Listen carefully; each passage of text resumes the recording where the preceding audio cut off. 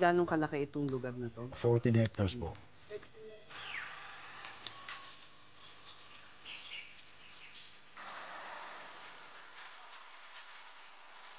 Nagpunta si Tony Meloto, sabi niya, gusto kong mag-garden, mag-farming, sabi niya. May farm ako sa Bulacan. Ang sabi ko, mag-donate ako ng 2 hectares, 10%, para gawin natin GK. Naging masagana ito, pinupuntahan ng Oo, mga foreigner, foreigners, nag-volunteer, nagkaroon ng paaralan.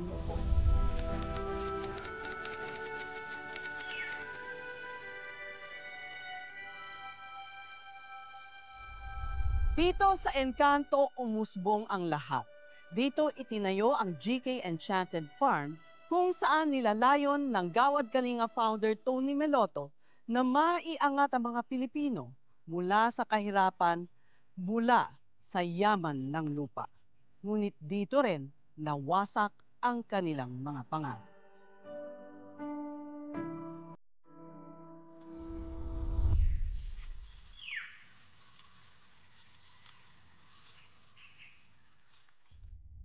The grand vision kasi is 777, social justice, then social artistry, and now social progress.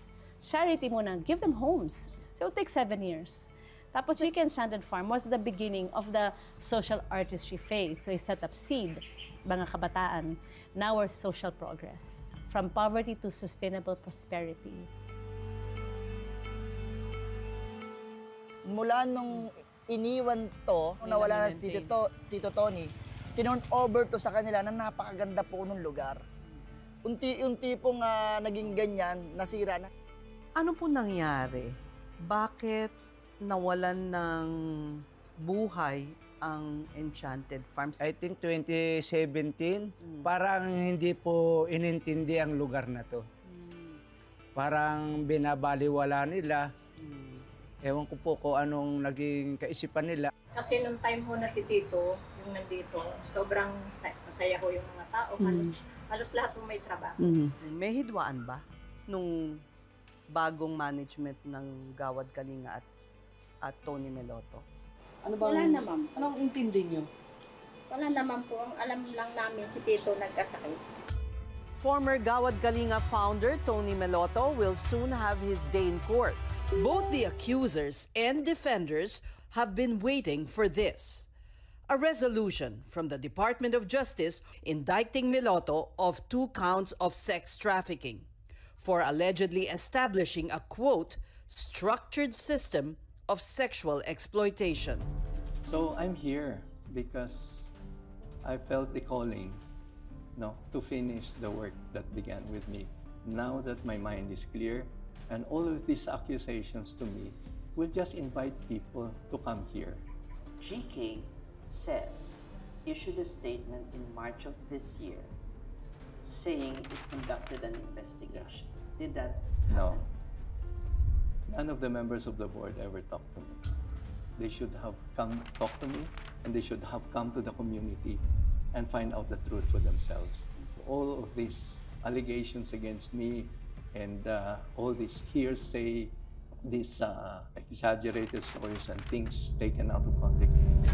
Pero itong akusasyon laban kay Tony Meloto, sa tingin mo, totoo o hindi? Para sa akin, hindi po eh. Yung pool sa likuran mo, dyan daw nangyari ang di ka nais-nais na gawain. Ako hindi po ako naniniwala. Kung papalag ka, wala na magagawa yan si Tito Tony. Matanda na yun. Ang tanging nakikita ko lang dito, itinago yung matagal ng lihi na dapat na nakikita ng buong mundo kung gaano nasisira yung lugar namin. Bata pa lang ako, kumbaga, parang tinitignan ko siya as a tatay at parang idol. Nakita at nakasama ko rin si Tito Tony na yung mga ako sa kanya ay hindi totoo. I just stand for kung ano yung katotohanan. Darating po ang oras na lalabas naman ng lahat. To some extent, we were also so brainwashed that we started praying for TM, instead of praying for the victims. We were really very much under his spell.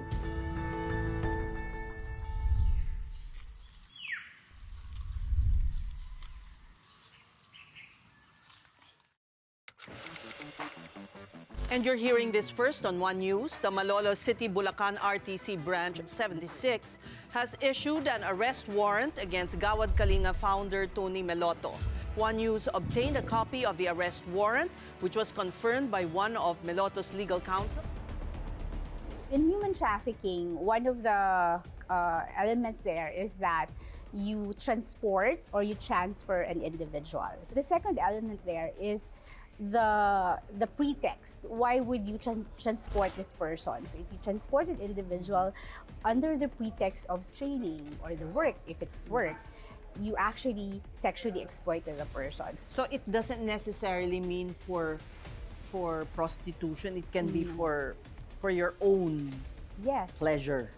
Yes. First initiated a complaint with the authorities in Gawad Kalinga within the organization itself, but they felt that that was not sufficient. So they actually also tried to get help from an NGO. Magkasama na kami ni Tony Meloto noon pa sa Couples for Christ. Kayo ba'y naniniwala dun sa mga alegasyon? Hindi po. Hindi ko alam kung saan nanggaling yung lumabas sa news. Ang dami nga nagtatanong, saan pa nangyari kay Tony Meloto? Bakla ba yun?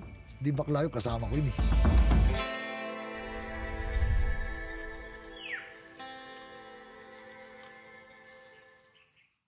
Finally, because of this, I know the love of my family.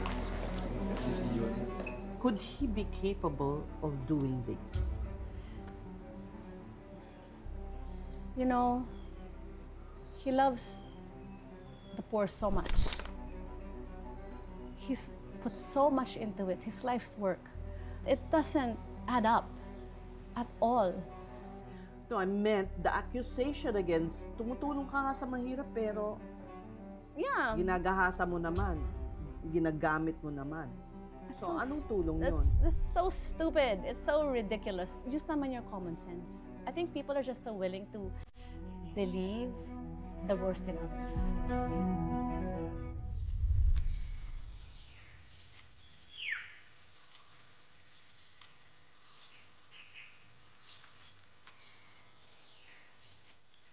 With the success of Gawad Kalinga, Tony Meloto, its founder, was regarded as a living saint, garnering international recognition and building thousands of homes and communities for the poor. But now he is facing allegations of sexual abuse, tarnishing his 2-decade-old legacy of being a poverty buster.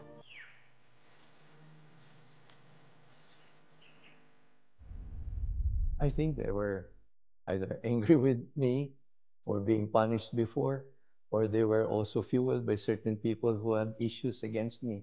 Because after 7 years, and who is funding this whole thing? Who? I don't know. We will get to the bottom of this. No, and but my interest is these two boys are just victims of their own poverty, and I'm not angry with them. The nature of cases like this, mga sexual abuse cases, often victims or the survivors do not immediately seek help, right? Because of the fear of retaliation, fear of being humiliated. Nakilala mo ba yung dalawang nag-aakusa kay Tony Meloto? Yung isa sa mga nag-a-accuse kay Tito, nakikita ko yan na nakikipag-iinuman sa labas, kasama ng mga ibang interns. Hindi ko nga alam kung para yan sa boy o para sa girl. Ganon. Pero nakikita ko talaga yan kung paano dumikit, umakap, habang nakikipag-inuman. Yung mga nagdi-defend sa kanya, ang sinasabi, inuudyok lang kayo ng mga Pranses. This has nothing to do with the French or other races. Actually, nandun lang sila to have their observations, kung ano din yung mga personal experience na pertaining to the case na na-observe nila during their presence in the Enchanted Farm. To some extent, we were also so brainwashed that we started praying for TM, instead of praying for the victims. You are familiar with the two complainants, and you are supporting them by filing an affidavit in court. Now, how did you first learn about these alleged abuses? Well, it's so I was living with those boys in 2016, and I was informed by one of the boys. It's not one of the two complainants. One of the Spartan boys. Another victim. Let's make it clear. Another victim who is not part of this case. Yeah. There's many more, but yeah. So There are many more. yeah, I witnessed how they've been crushed the last few years, at least for 5 of them, including the 2 complainants, and how it destroyed their lives. So what I wish for them is, I think what they need the most, from what they told me, is just that people recognize that it happened to them. That people, they just want to be seen. Like, you're not doing, I don't know, you're not going against your country by telling the truth of what happened to you. You did not believe the story at first. What was told to you? Actually fully believed the story. I was not surprised. But that's why it's hard to understand when you're outside. But we were so brainwashed, so it was so cultish to some extent that even though we understood it was true, we still had to pray for him, like he was our father. He would say, "You are a son to me. I'm a father to you." And pinilit niya within that extent of period of time. Now what he was doing was just a part of intimacy of a father and son relationship. It's so hard to say no.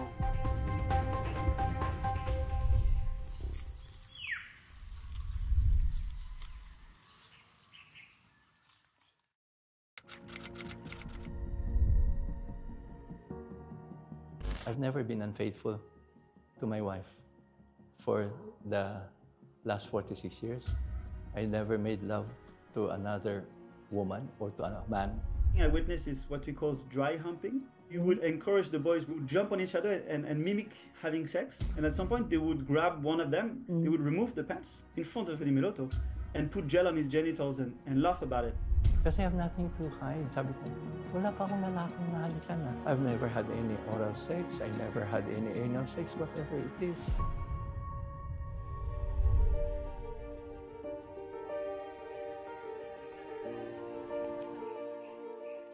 Whatever negative attention, it just put GK again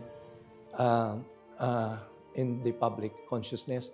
But there's such a long history of positive energy and heroism that everyone experienced. I'm back in the community. This is my family. People who accused me, I have no anger for them because they were just victims of their own poverty. While Tony Meloto strives to restore the enchanted farm to its former glory, the former seed scholars are doing a rebuilding of their own, healing and picking up the shattered pieces of their lives. For now, they have won a small victory. They have been seen and heard.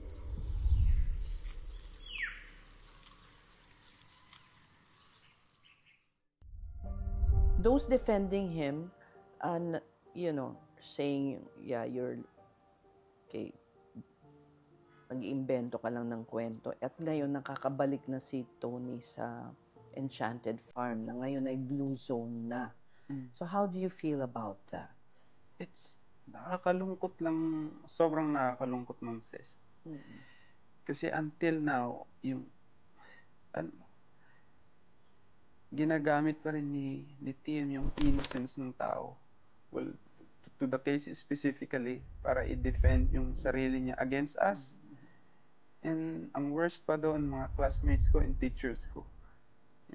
Yung ginagamit niya, yung mga witnesses niya. Ba't ngayon lang? Ba't ngayon lang kayo nagharap ng kaso? Ang hirap po kasi, Ma'am Ces, mag-ipon ng lakas to go through all this.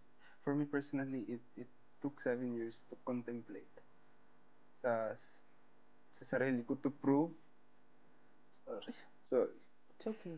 That the decision I'm making is talaga na fair and tama. Because when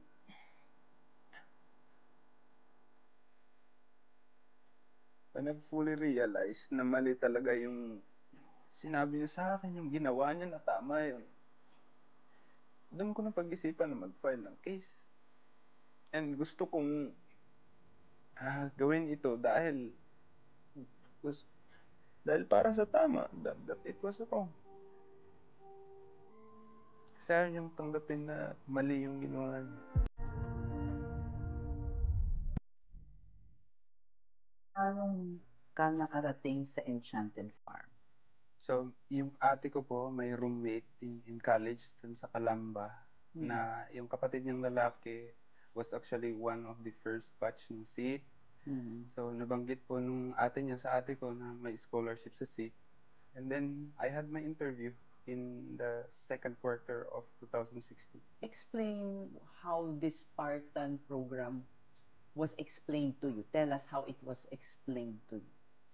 So, the Spartan program was already established nung pumasok ko sa SEED kasi there are already first batch na nandoon. And then, so, naiinggit ako lagi pag sinasabing Spartans kasi they have this kind of special treatment wherein lagi nilang nakakasama si Tian, nakakasama sa talks whether outside or in the school. Tapos yung mga Spartans na tinatawag nila yung Spartans, sila yung nagsasalita sa harap, nagre-represent ng story, and mentor ka ni Tian personally. When I was in the Spartan program na, so nagkaroon po kami ng strict rules or way of living in the Spartan program. Kasi we were brought there to be individuals for nations. Yun yung tinuturo niya sa amin na para sa bayan. Tinuturoan niya kami doon kung paano maging to end poverty for my family, for our community, for our country. Yun po yung term niya doon. Bakit mo siya tinitingala? Anong nakita mong mga qualities na meron siya?